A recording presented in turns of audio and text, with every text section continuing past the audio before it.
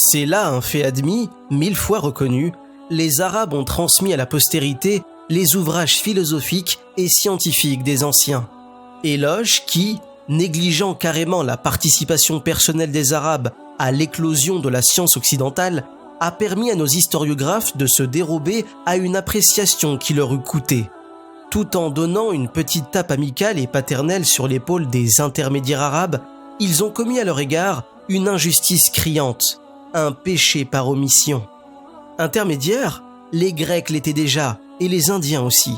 Thalès et Pythagore, qui devaient leurs connaissances mathématiques et astronomiques aux Égyptiens et aux Babyloniens, s'étaient approprié les règles inventées par ceux-ci. Ils étaient les héritiers de l'ancien Occident, tout comme les Arabes sont ceux de leurs devanciers grecs et orientaux, et l'Occident, celui des Arabes et des Anciens. Chaque époque s'empare du patrimoine scientifique préexistant, et dans la mesure où il tombe entre des mains créatrices, celles-ci en modèlent la substance et la transforment selon leurs lois.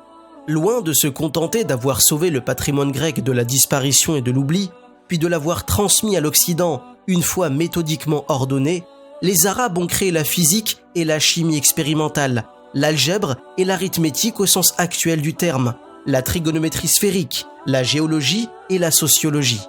En plus d'innombrables découvertes et inventions précieuses dans le domaine des sciences expérimentales, découvertes et inventions souvent plagiées et faussement attribuées à d'autres, ils ont légué à la postérité le présent sans doute le plus précieux de tous, une méthode de recherche scientifique qui a préparé la voie à l'actuel développement, combien prodigieux, de la connaissance et de la maîtrise de la nature.